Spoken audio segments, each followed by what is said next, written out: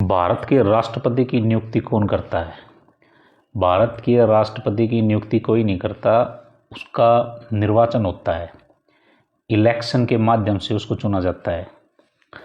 तो चलिए देखते हैं, थोड़ा सा मैं इसको साधारण से शब्दों में बताने की कोशिश करूँगा। संविधान के भाग 5 के अनुच्छेद 52 से 78 तक में संघ की कार्यपालिका का वर्णन। अब ये संघ क्या है? संघ की कार्यपालिका, हमारे देश के 28 राज्य हैं और 28 राज्यों में से जो है राज्यों का जो रिप्रेजेंटेशन होता है वो राज्यसभा के अंदर होता है। राज्यसभा के एमपी होते हैं और जो लोकसभा होती है वो लोगों का जो है रिप्रेजेंटेशन करती है। वहाँ एमपी होते हैं लोकसभा के, ठीक है।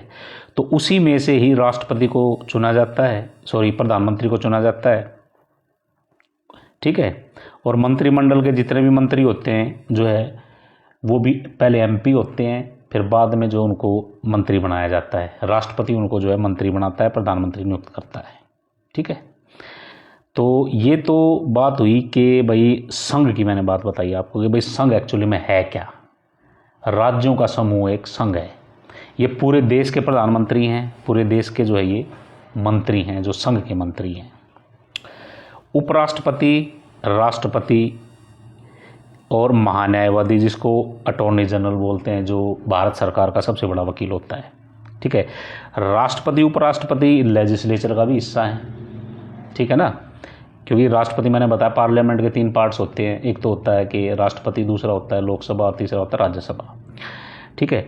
कोई भी बिल तब तक कानून नहीं बन सकता जब तक राष्ट्रपति उस पर साइन नहीं कर देता, तो वो लेजिस्लेचर का भी हिस्सा है। और सारे के सारे जो काम है वो राष्ट्रपति के नाम पे होते हैं, इसीलिए वो कार्यपालिका का भी हिस्सा है, एग्जीक्यूटिव का भी।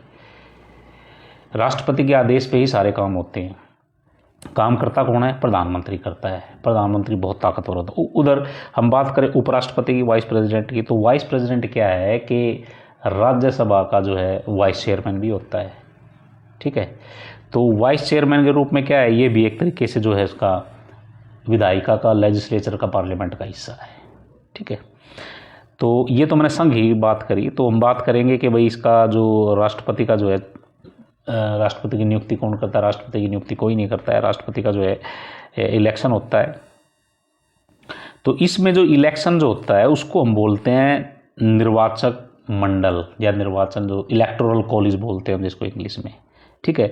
उस इलेक्टोरल कॉलेज के अंदर, निर्वाचक मंडल के अंदर ये जो होते हैं संसद के जो है दोनों सदनों के निर्वाचित सदस्य, ये ध्यान रखना, दोनों जो संसद के दोनों सदन है, एक तो है लोकसभा, एक है राज्यसभा, इसके जो दोनों जो निर्वाचित, इलेक्टेड, क्योंकि राज्यसभा के अंदर जो है 12 जो है नॉमिनेटेड होते हैं, उनका इलेक्शन नहीं होता है, वो नॉमिनेट करता है राष्ट्रपति उनको, तो वो इसके इलेक्शन में पार्टिसिपेट नहीं कर सकते, जो नॉन इलेक्टेड है, जो नॉमिनेटेड है। और इसी तरीके से जो राज्य विधानसभा के जो है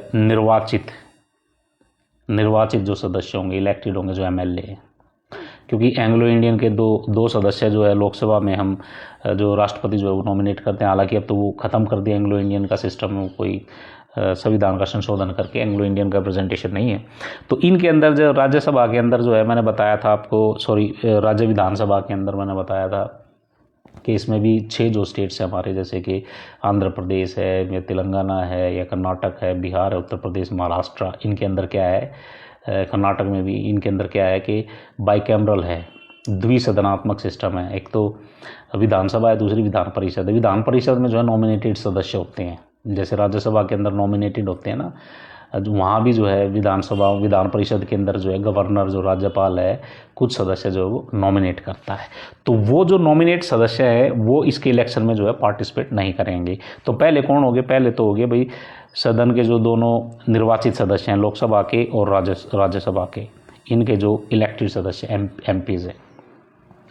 फिर है केंद्र शासित प्रदेश दिल्ली व पुडुचेरी विधानसभाओं के निर्वाचित सदस्य, क्योंकि अब तो जो है जम्मू कश्मीर भी जो है वो यूटीज़ है, यूटीज़ के साथ साथ उसमें विधानसभा भी है, तो वो भी इसमें आएगा इसमें, क्योंकि अभी उसके बाद जब से वो 360 हटाई है तो उसमें विधानसभा के इलेक्शन नहीं हुए हैं। अगर राष्ट्रपति का नेक्स्ट टाइम जो है अगर इलेक्शन होता है और वहाँ विधानसभा के जो है चुनाव होते हैं जम्मू कश्मीर के, तो वो भी इसमें जो है शामिल होंगे, J&K के जो विधानसभा सदस्य हैं, तो दिल्ली, पुडुचेरी और जम्मू कश्मीर। तो ये इन तीनों को मिला करके हम इसको बोलते हैं निर्वाचक मंडल, इलेक्टोरल कॉलेज। ये जो इलेक्टोरल कॉलेज है ये राष्ट्रपति के इलेक्शन में पार्टिसिपेट करते हैं, ठीक है। जिसको ज़्यादा वोट पड़ेगी, मतलब कि मेजोरिटी प्लस, मतलब 50% प्लस वोट, तो वो जो राष्ट्रपति जो है वो निर्वाचित हो जाएगा। इसके अलावा ये तो मैंने बताया कि जो ये निर्वाचित सदस्य हैं ये सिर्फ राष्ट्रपति के निर्वाचन में जो है वो पार्टिसिपेट करते हैं। लेकिन जब राष्ट्रपति को बाई चांस अगर उनके ऊपर कोई एलिगेशन लगता है तो उसको हटाने की कोई एक प्रक्रिया होती है जिसको महाभियोग या इंग्लिश में इम्पीचमेंट कहते हैं। तो ये जो नॉमिनेटेड सदस्य हैं ये इलेक्शन में तो पार्टिसिपेट करते नहीं है, लेकिन जब राष्ट्रपति को हटाने की बारी आती है तो उसके अंदर ये जो है इसको राष्ट्रपति को जो हटाने की प्रक्रिया आती है उसमें वो वोट डाल सकते हैं। ये इसमें एक मेजर डिफरेंस है, ठीक है। और जब राष्ट्रपति का जो है चुनाव हो जाता है तो जो चीफ जस्टिस ऑफ इंडिया है वो उनको जो है वो शपथ दिलाते हैं, ठीक है, राष्ट्रपति पद की।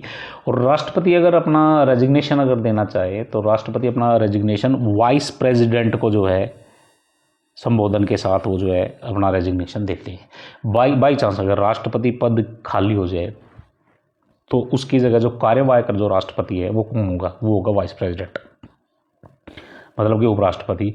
अगर उपराष्ट्रपति भी नहीं है, मान लिया बाई चांस पद खाली है, तो उसके दौरान मतलब जो है ऑफिशिएटिंग जो है प्रेसिडेंटशिप को कौन करेगा? वो चीफ जस्टिस ऑफ इंडिया है। मान लिया चीफ जस्टिस ऑफ इंडिया का पद भी खाली है, वैसे तो पद खाली नहीं होता, या तो कार्यवाहक चीफ जस्टिस होगा या फिर चीफ जस्टिस वो होगा ही होगा। तो दूसरा जो सीनियर जज होगा वो राष्ट्रपति के पद को जो है वो कार्यवाहक राष्ट्रपति के रूप में जो है वो काम करेगा, ठीक है। ये मैंने राष्ट्रपति के बारे में कुछ बातें बताई। इसके अलावा एक इंपॉर्टेंट चीज़ हो रही है इसमें एक फार्मूला होता है।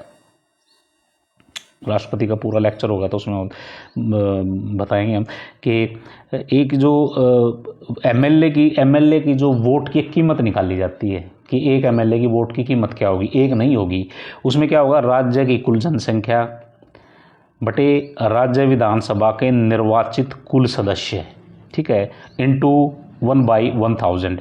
इस फार्मूले से एक एमएलए के जो है वोट की कीमत निकाली जाती है। तो ये आपकी समझ में आया होगा कि राष्ट्रपति का जो है जो नियुक्ति नहीं होती है, राष्ट्रपति का जो है वो निर्वाचन होता है। अगर हम प्रधानमंत्री की बात करें तो आप कहेंगे भी प्रधानमंत्री का भी तो निर्वाचन होता है, प्रधानमंत्री पद का निर्वाचन नहीं होता है। ध्यान रखना, प्रधानमंत्री पहले एमपी बनेगा। एमपी की जो पोस्ट होती है मेंबर ऑफ पार्लियामेंट की, जो मेंबर बनते हैं उसके लिए इलेक्शन होता है। जब वो एमपी बन जाता है तब जो पॉलिटिकल पार्टी होती है किसी व्यक्ति को, किसी एमपी को अपना नेता चुनती है, तब राष्ट्रपति प्रधानमंत्री नियुक्त करता है, उस एमपी को प्रधानमंत्री नियुक्त करता है। This is the major difference. इसी तरीके से चीफ मिनिस्टर है। चीफ मिनिस्टर जो है सबसे पहले एमएलए बनना पड़ेगा उसको, है ना। एमएलए का तो इलेक्शन होगा, है ना।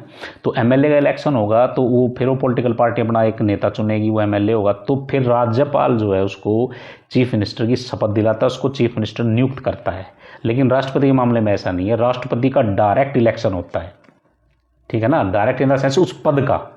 वैसे तो जो इसकी जो इलेक्शन की जो सिस्टम है इसका, उसको इनडायरेक्ट इलेक्शन बोलते हैं, अप्रत्यक्ष रूप से चुना जाता है, लेकिन वो निर्वाचित होते हैं।